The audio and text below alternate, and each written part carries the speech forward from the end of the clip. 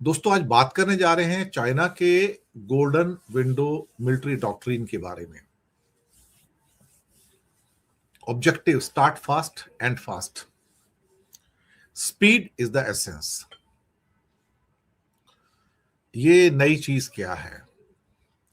हम ये तो सोच के चलेंगे कि भारत की आर्म्ड फोर्सेस के लिए एक नई चुनौती है और खास तौर से वो इस बात को समझते भी हैं।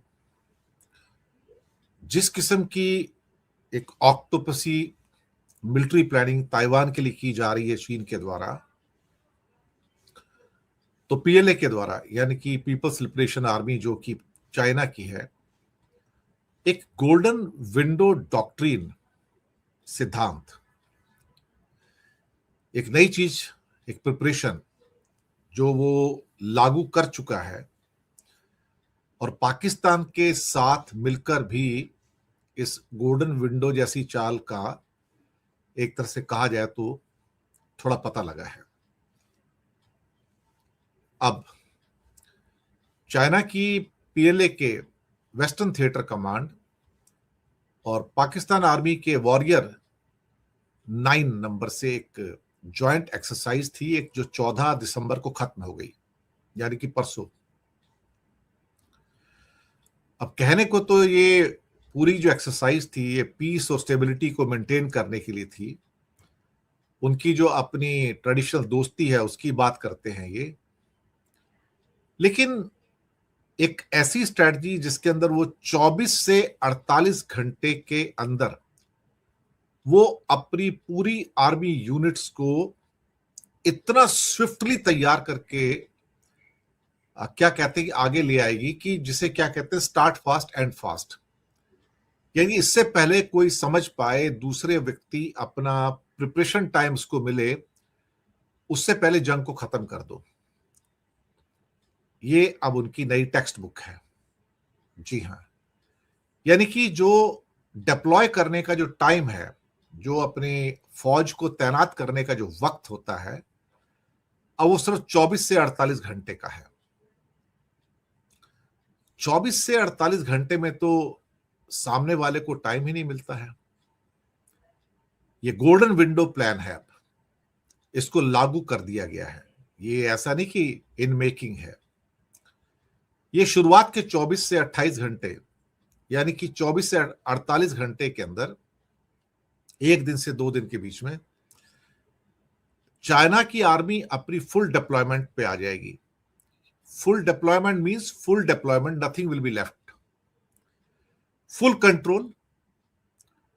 और वो कहते हैं कि कुछ मिनट के अंदर, एक उनका डॉक्ट्रिन जो कहता है गोल्डन विंडो का, आपकी विक्ट्री इस बात के अंदर डिपेंड करेगी, इस बात के ऊपर डिपेंड करेगी कि आप कितनी जल्दी पहले गोली चलाएंगे और जितनी तेजी से शुरू करेंगे उतनी तेजी से खत्म कर दें उसको।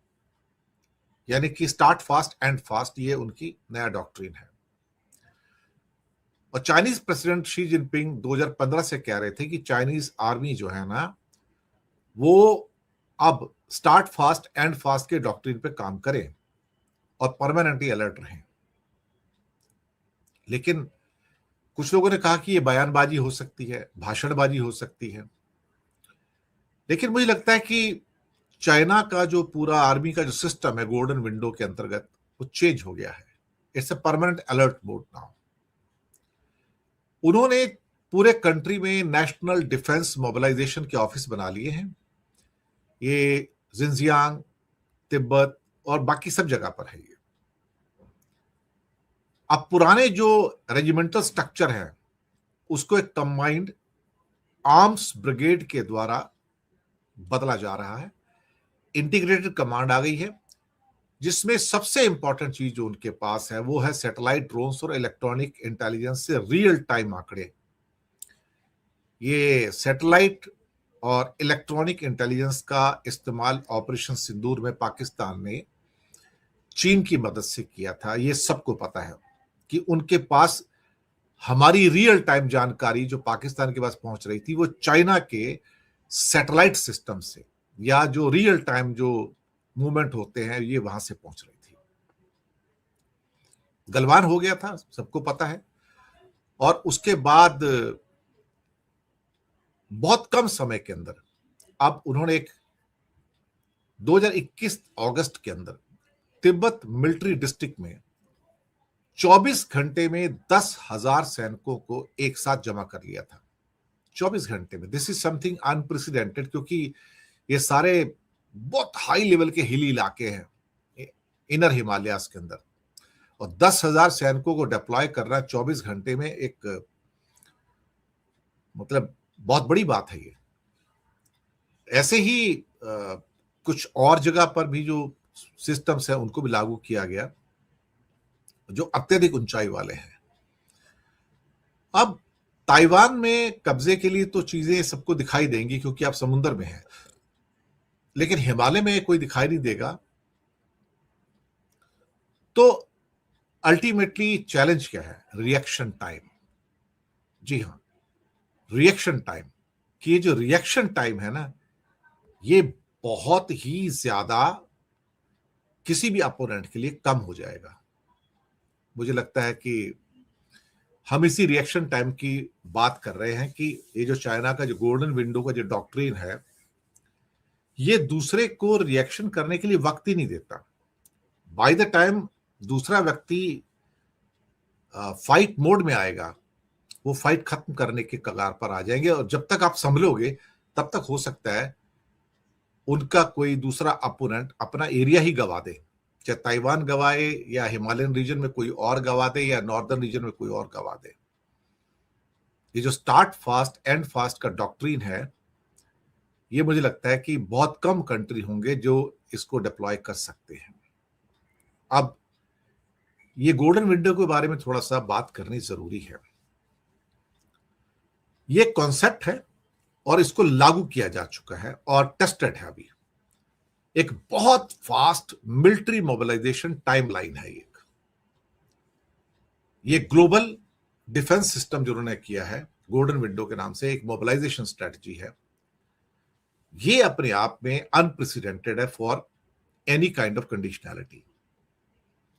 ये किसी भी स्थिति में जो युद्ध की तैयारियां हैं, वो उस युद्ध को दुश्मन को पूरी तरह से रिएक्ट करने से पहले ही खत्म कर देता है। ये जो डॉक्ट्रिन है कहता है कि जब तक दूसरे को पता लगे कि हम क्या कर रहे हैं, तब तक आप एक्ट करके वॉर खत्म कर दो। दूसरा जब तक रिएक्ट करेगा तब तक उसे पता लगेगा वॉर ही खत्म हो गई है, चीज उनके हाथ से जा चुकी है।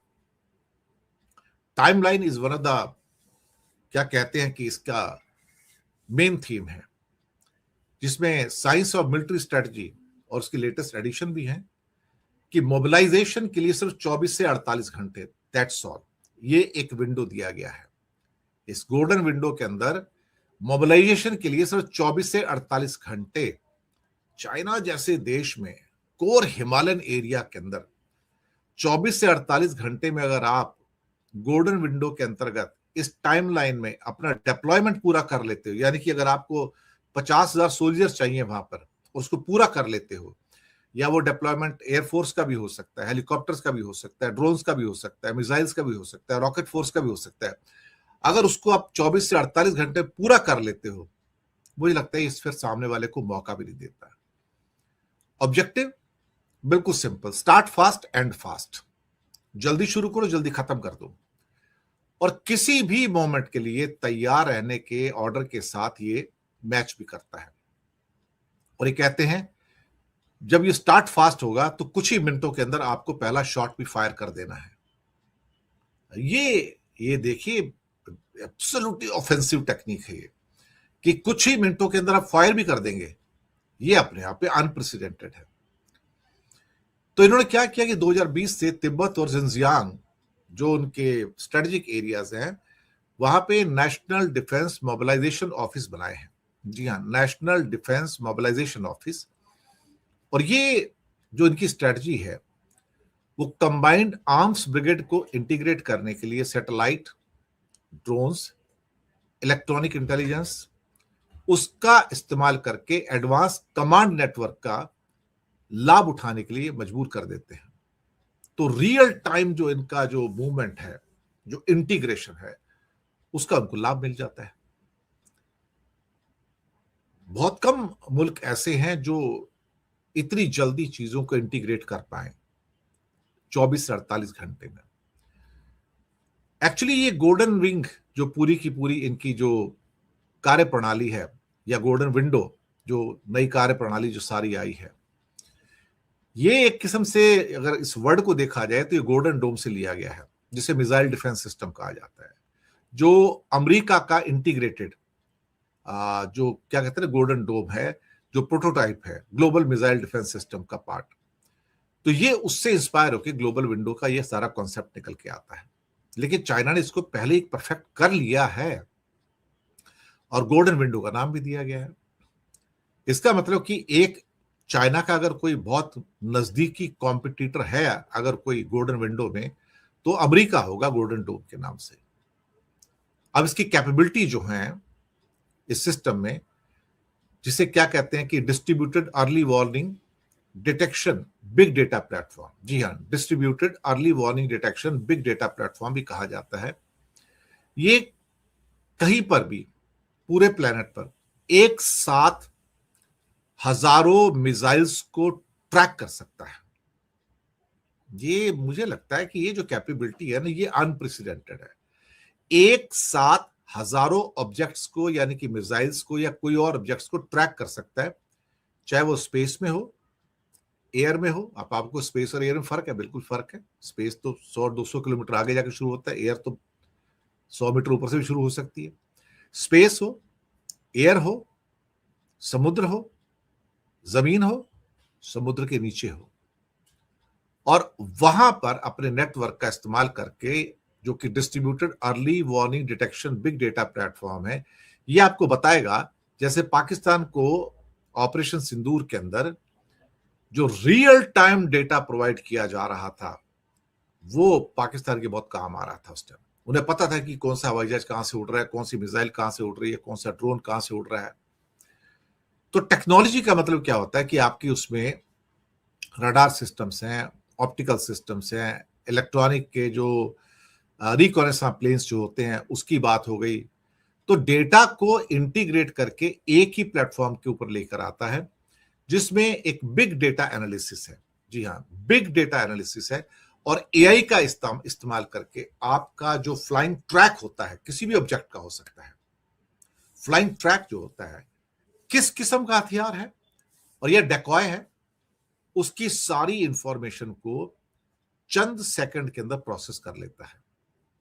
अब इसके लिए जिस लेवल पे जो हाई टेक्नोलॉजी चाहिए वो चाइना के पास है, इंडिया के पास नहीं है वो टेक्नोलॉजी। अभी हम ले सकते हैं, लेकिन हमारे पास उस लेवल का सैटेलाइट मॉनिटरिंग या उस लेवल का जिसे क्या कहते हैं कि distributed early warning detection big data platform नहीं है हमारे पास, जहां तक मेरा अनुमान है। हो सकता है आर्मी के पास हो, उन्हें पता होगा, लेकिन हमारे पास शायद उतनी अभी क्षमताएं विकसित नहीं है, इलेक्ट्रॉनिकली उतनी क्षमताएं विकसित नहीं हुई है जितनी चाइना के पास विकसित होती चली जा रही है।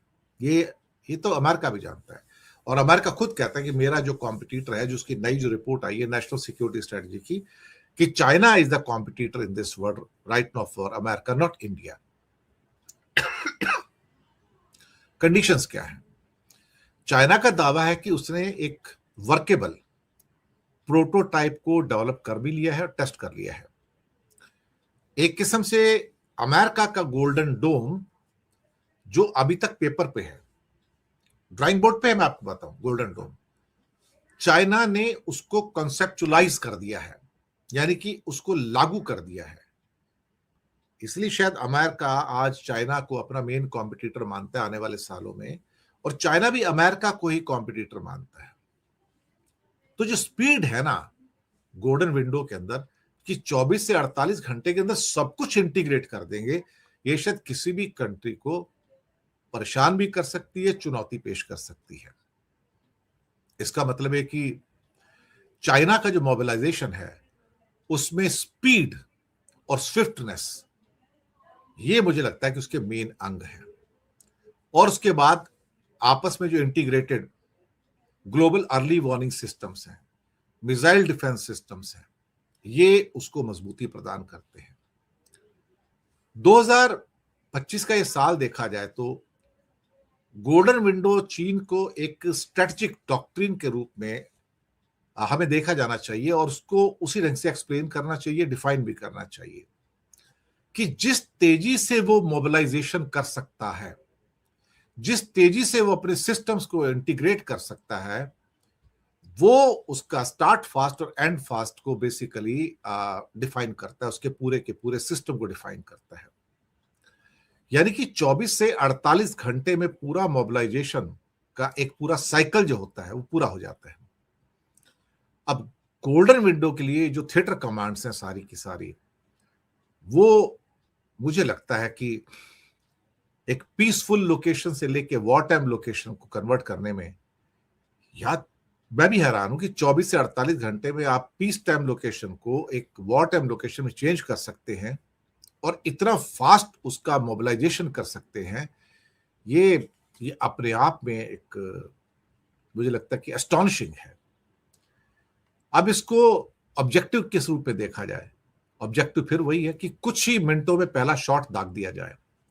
First fire should be with in minutes, यानी कि दूसरे व्यक्ति को पता भी नहीं लगेगा, सामने वाले दुश्मन को पता भी नहीं लगेगा कि भाई शॉट फायर हो गया, यहां तो हम तो तैयार ही नहीं किसी चीज के लिए। अब ये तो कुछ ऐसा हो गया ना कि एक किसी रिंग के अंदर बॉक्सिंग में दो अपना बॉक्सर खड़े हैं और एक बंदा तो अभी क्या कहते हैं उसके पास उसके बॉक्सिंग के सारे क्या कहते हैं कि कॉस्ट्यूम पड़े हैं जिसे वो पहनना शुरू कर रहा है, और दूसरा वाला बिल्कुल रेडी है और आके उसको पंच मार देता है। वो कहता भाई मुझे तैयार तो होने दो, मैं तो कुछ पहना नहीं है, ग्लव्स भी नहीं है मेरे पे, मैंने तो शॉर्ट्स नहीं पहना, मैंने वो ड्रेस ही नहीं पहनी। कहता कुछ नहीं, तो बाय द टाइम वो संभलता है तब तक तो नॉकआउट करके बाहर हो जाता है वो।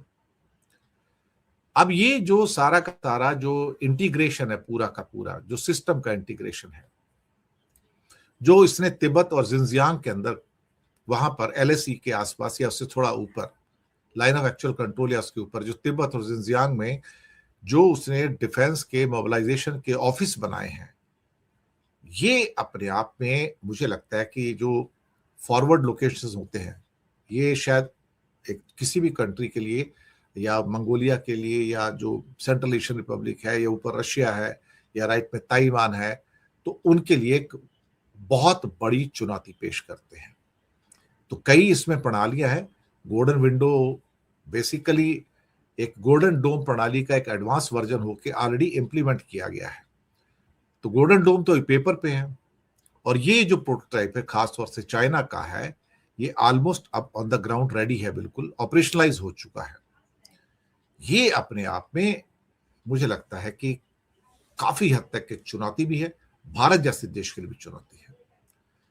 और अगर कोई भी एक सिस्टम 1000 ऑब्जेक्ट्स को या मिसाइल्स को या कोई भी और फ्लाइंग ऑब्जेक्ट हो सकता है, या कोई भी ऑब्जेक्ट जो कि समुद्र के ऊपर है, स्पेस में है, हवा में है, ग्राउंड पे है, समुद्र के नीचे है, अगर सबको इंटीग्रेट कर सकता है, सबको डिटेक्ट करके एक सेंट्रल डेटा सेंटर में लाकर उसको एनालाइज करके एआई की मदद से कुछ ही सेकंड में आपके सामने रख सकता है, जिसे रियल टाइम इंफॉर्मेशन कहते हैं, तो भाई आपको फिर उसको हिट करना बहुत आसान हो जाता है। तो फिर स्टार्ट फास्ट एंड फास्ट का डॉक्ट्रिन जो है वो अपने आप में वास्तव में ही मुझे लगता है कि एक खतरनाक डॉक्ट्रिन है। अब ये गोल्डन विंडो जो एक किस्म से क्या कह सकते हैं, जो इसकी टेक्नोलॉजी आई है सारी की सारी, या एक डॉक्ट्रिन जो आया है, इसे क्या कहा जाए अल्टीमेटली। कई किस्म की टेक्नोलॉजी आई है, जैसे कि गोल्डन वेल टेक्नोलॉजी आई थी जो 2023 के अंत में सामने आई थी, और इसमें कार्बन फाइबर और राडार का जो बाकी जो टेक्नोलॉजी है उसको इंटीग्रेट किया जाता है। और या इसके अलावा एक इलेक्ट्रोमैग्नेटिक किल जोन है। जी हाँ, तो दिसंबर 2025 तक चाइना ने साउथ चाइना सी में नकली जो आइलैंड्स थे वो बनाकर मोबाइल जैमिंग सिस्टम और इस किस्म के नेविगेशन सिस्टम को जैम करने के लिए वहां पर एक इलेक्ट्रोमैग्नेटिक किल जोन बनाया, जिससे पूरे के पूरे नेविगेशन जैम हो जाए। साथ में जो इंटीग्रेटेड उनके जो कमांड्स हैं, तो जिसमें आपके सैटेलाइट्स भी हैं, ड्रोन्स हैं, इलेक्ट्रॉनिक खुफिया नेटवर्क भी हैं, और बाकी जो सिस्टम्स हैं, ये वास्तव में दुनिया को चौंकाने वाले हैं। मुझे लगता है कि ये जो चाइना का गोल्डन विंडो डॉक्ट्रिन है, जो स्टार्ट फास्ट एंड फास्ट है, जो 24 से 48 घंटे के अंदर मोबिलाइज करके पहला फायर कर देता है। ऐसा नहीं कि बाकी जो मिलिट्री स्कूल्स है या आर्म फोर्सेस है उनको इसके बारे में नहीं पता है, सबको पता होगा। लेकिन अब जब इस किस्म की खबरें जब प्रेस में निकल कर आती हैं, मीडिया में निकल के आती हैं, इंटरनेशनल मीडिया में आती हैं, तो हमारा काम है कि हम उन खबरों को पहुंचाएं, क्योंकि हमें भी लगता है कि चीन एक चुनौती के रूप में पूरी दुनिया के अंदर उभर कर आ रहा है। और यही गोल्डन विंडो स्कीम के अंतर्गत अभी चाइना ने पाकिस्तान के साथ भी मिलिट्री एक्सरसाइज की है कि जहां 24 से 48 घंटे के अंदर आप अपना आर्म फोर्सेस का मोबिलाइजेशन भी कर सकते हैं, you will fire first also. और साथ का सबसे बड़ा जो इनका डॉक्ट्रिन का जो ऑब्जेक्टिव था कि start fast and and fast, जब तक दूसरा संभल पाए जंग ही खत्म कर दो। दिस इज समथिंग मुझे लगता है कि जो हैरान करता है थोड़ा सा। हम हमेशा कहते हैं कि ड्रैगन इज वेरी फास्ट, और हम हमेशा कहते हैं कि इंडिया इज एलिफेंट। तो स्पीड ऑफ ड्रैगन और हमारी जो स्पीड है उसमें फर्क होता है। हम जब तक संभल पाते हैं तब तक थोड़ा देर हो जाता है बहुत बार। तो speed is the king right now, कि किस स्पीड के साथ आप चीजों को इंटीग्रेट करके आप एक्ट कर सकते हो। ये जरूरी है कि सामने वाला आपको रिएक्शन टाइम नहीं देगा तो आप क्या करोगे। तो मुझे लगता है कि नई नई चुनौतियां निकल के आ रही हैं। और बाकी ऐसा नहीं कि बाकी जो मिलिट्रीज है वो इनकैपेबल हैं या वो नहीं कर सकते हैं, लेकिन वो भी तैयारियां करते हैं। पर कहीं ना कहीं चाइना को एक एडवांटेज आज की डेट में यह है कि उनकी जो इलेक्ट्रॉनिक्स है या उनकी जो सैटेलाइट कनेक्टिविटीज हैं, जो इंटीग्रेटेड कमांड्स हैं उनकी, द रियल टाइम जो उनका इंटीग्रेशन है और एआई की मदद है, वहां पर चाइना अभी कई देशों के मुकाबले माइल्स एंड माइल्स आगे चला गया है। बल्कि अमेरिका भी फ्लमॉक्स्ड है कि अमेरिका तो गोल्डन डोम सोच रहा है और ये गोल्डन विंडो उसको मोबिलाइज करके इंप्लीमेंट भी कर चुके हैं। तो अमेरिका की नेशनल सिक्योरिटी स्ट्रेटजी के अंदर तभी तो लिखा है कि हमारा जो मेन प्रतिद्वंदी चाइना है, और चाइना भी अपनी सारी जो प्रिपरेशन करता है अमेरिका को सोच के करता है कि अमेरिका एज ए मेन हम कॉम्पिटिटर, चाहे किसी भी फील्ड में हो। और ये मुझे लगता है कि ये जो राइवलरी है आने वाले इन 100 सालों के अंदर उसे हम लगातार देखेंगे। और शायद दोनों ही वहां पर क्या कहते हैं 19-20 वाली सिचुएशन रहेगी, और दोनों ही एक दूसरे को ओवर पावर करने की कोशिश करेंगे। और बाकी जो दुनिया में प्लेयर्स होंगे मिलिटरली देखा जाए तो वो शायद साइड प्लेयर्स हो जाएंगे, जिससे आप कह सकते हो ये मेन जो दो बड़े हैं कॉम्पिटिटर हो जाएंगे, क्योंकि इनके पास संसाधन भी है, पैसा भी है, टेक्नोलॉजी भी है, और साथ में ऐसे लोग भी हैं काम करने वाले, वो टैलेंट भी इनके पास है जो इस किस्म की टेक्नोलॉजी को इवॉल्व कर सकते हैं।